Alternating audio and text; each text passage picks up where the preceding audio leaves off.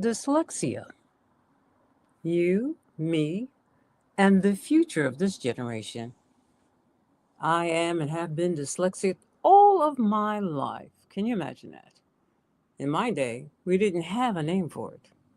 I just knew if my parents brought home the money to pay for my education in private school, I had to bring home the A's and the B's, preferably only A's. Hi, everyone. I'm a baby boomer. Welcome. I am NJ Evans, and this is the evening drive home. Before we begin, I would like to welcome all to 2025. Can you imagine we reached 2025? This was fast. This was super fast, almost a little bit too fast. And it seems to be a very interesting year thus far. Also, to acknowledge those in the world who are experiencing emotional and financial hard times, much love and light.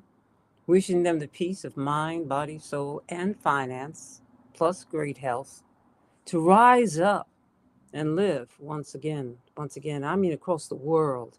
And here in the United States, the same thing for all the states experiencing hard times and strange times, fires, droughts, water, freezing weather, and so much more. And so much more that we know of and that we don't know of. Homelessness. Oh my. All of these things that was predicted back in the early 70s, I'm actually seeing in the, let's see, 2025, in the 20s. Put the 20 in front of that though, 20s.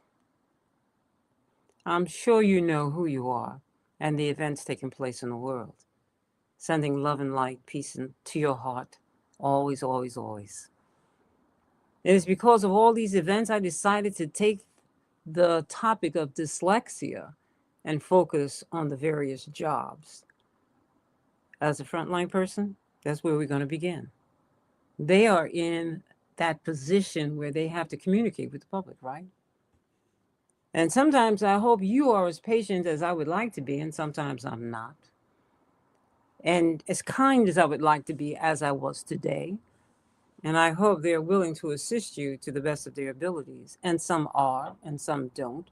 And I think those that don't is primarily because they might be a little upset or don't know how to react or respond because they're under pressure. Let me share a segment of my day that prompted me. It really prompted me to share this topic in this fashion. Without naming the guilty and the innocent, confusion presented itself. My account was handled on time. Well, at least sort of. As a matter of fact, I was on the line paying the bill when I switched over to an incoming call, and it was the collection agent for that very same company. After a few moments, he and I provided a back and forth encounter. And then finally, he said to me, he says, "Well, here's your account number." And he said he was going to hold back on that direction that he was in, which was naturally to go ahead and bring me further into collections. And what I had was missing the zero. So instead of me having 9 numbers, which he said I was supposed to have, I only had 8.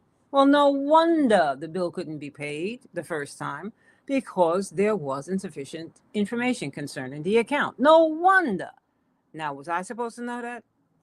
I did not have my crystal ball out that day. I should have. I know I should have. This entire interaction taking place, 3 different CSRs, 1 supervisor, and guess whose fault all of it was? No, not me. Not me, initially anyway. I had the second position on this. It was their own CSRs, plural. They were going to throw under the bus. The supervisor was going to throw everybody under the bus. And I knew that would be the only outcome. However, that was not my intention. And I told them that. Then I shared how I knew the person was under pressure and was dyslexic and was freezing with my account because of the challenges with the numbers and probably communicating, all of it happening at one time, and especially if they were brand new. And I can sound like a lawyer when I'm drilling down for a cause. So I know I didn't help matters too much either in the beginning until I realized what I was dealing with here, who I was talking to. It was because of this and a few other actions and delays. I now have an additional mark on my credit report, not a favorable one either. And to the representative, I shared, the one that I was dealing with today directly, I shared my intention is not to crucify the CSRs, none of them. Maybe the supervisors, but not the CSRs, because they're front line. And he or she, they had to handle this situation. And they was rushing for time because I'm quite sure there's X amount of people that they have to see within a short period of time. And they froze, or they can freeze. And to let the customer take their time, they have to learn how to do that. They have to learn how to push back the customer, slow them down with smiles and little cheers, little laughter, conversation, if they can get it out of their mouth. All right. Causing the customer to be relaxed enough that that customer is going to provide them with that 2 seconds or 3 seconds they need to compose themselves and to write down more of the information that they need to be taking down. Because sometimes in that quickness, they forget things like a zero when you need 9 digits. You don't have the zero, which is at the front of the numbers. Binary. That was the nutshell version of the conversation, I must say. I decided to follow my own advice and not worry about my credit score. I'm serious while I was sitting there listening to this gentleman and sharing my thoughts. And then in my mind, envisioning exactly what was that person going through. Now I just had to implement what I needed to do, which was not procrastinate and get over to Credit Karma and the rest of them, all the three the big guys, and address this as soon as possible. That's one thing. I wasn't seeking brownie points. I wanted the person to know that they were human and to identify a system that would work for them. And this is what I was sharing with the CSR that I was speaking with.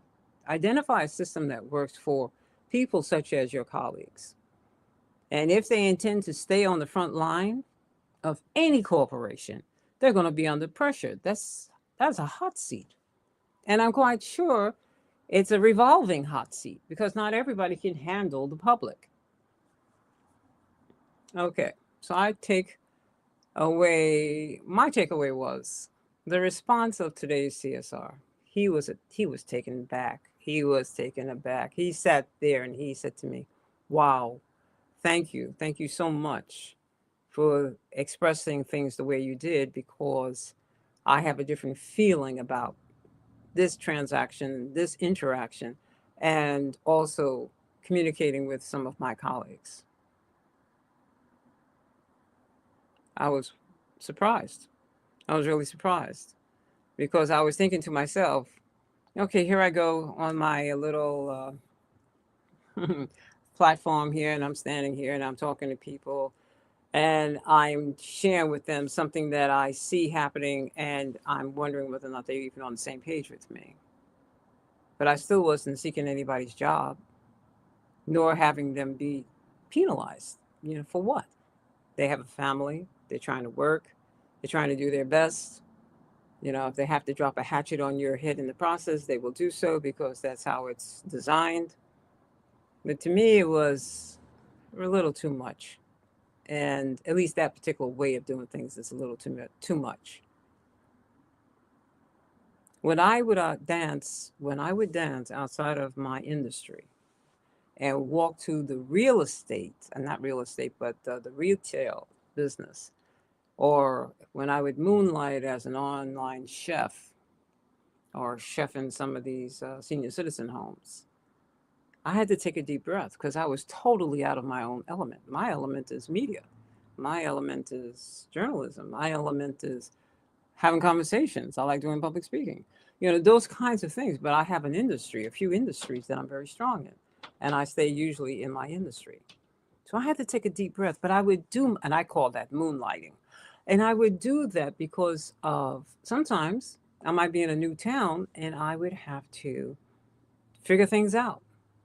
I didn't come in with an entourage, so I have to figure things out. And while I'm figuring things out, I would work in either retail or as an online chef. I had to learn how to relax myself. And I also had to learn how to be myself. And no matter what the situation was.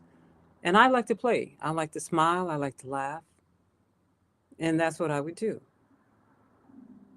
And I found that in so doing, in creating my own path of how to communicate with people and how to see the various personalities, and I would read them, seeing the various personalities. And I said, oh, okay, I need to handle that person like this, or I need to do this like that. And I would just keep on going from that point. Plus, to also do my job, of course. If you are interested in some of these key points or other examples, including the famous people who most people don't even realize are dyslexic, let me know because they're very inspirational. And there's one other reason why I'm doing all of this, and I should let you know that. And that is because the banking industry has decided that they are very interested in people who are dyslexic. And I understand why, because usually, if they have the confidence and the courage, dyslexic people think outside the box.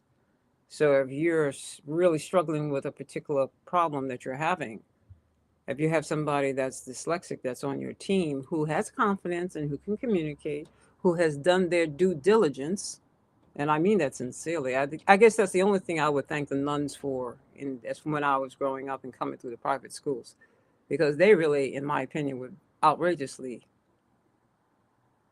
unforgettable and unreasonable. I'm very nice today. Anyway, so I go back to my story. If you don't have your own system, you can't handle a lot of stuff that is happening. So to take a dyslexic and put them into the finance industry, you don't want to go in there as a disabled person. You want to walk in there as a learning disability, possibly. Don't even state it unless you have to because you don't have a system.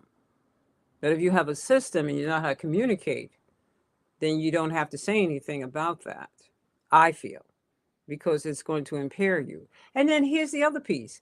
Is the banking industry, question, is the banking industry going to give them market value? Because if they come in on entry level, they're going to say you're going to have to work at least 90 days for them to figure out whether or not you're going to stay. But when you stay, are you going to get a 50 cents increase, a dollar increase, a 20 cent? Like what is the increase? And you also have to know the market value for that particular position that they are hiring you for.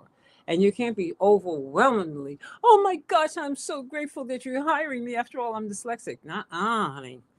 Don't devalue who you are. You are very important at this particular point in time. Not that everybody else isn't, but you're on par now. If you had reasons to hold your head down once before because you was dyslexic, and I know some very well-known producers who had that kind of scenario, you don't have to do that. You don't have to do that. I know some people who were afraid to speak up in their classes because they were dyslexic and they were afraid that they would read something backwards or say something backwards and all of the above and didn't have that self-confidence. So if you're that type of person, know that you create your own system while you're waiting for others. You don't have to be medicated. That's my opinion. You don't have to be medicated. That's for you to decide whether or not you want to be medicated.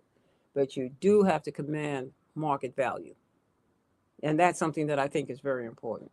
So if you're interested in some more key points or other examples, including who the famous people are, I think you'll find that very inspirational. Subscribe and leave your comments. And I will bring more of this to you and your family as we journey through the chaos of our present times and the future. Thank you so much for being here. Oh, listen, remember to create the realities that you truly do desire. Watch what you say. Watch what you say. Focus on what you want and not what you don't want, because thoughts are things. And you manifest what you focus on and then speak that into reality, what you really want. Until next time, I'm NJ Evans. You enjoy your wonderful ride home. Ciao.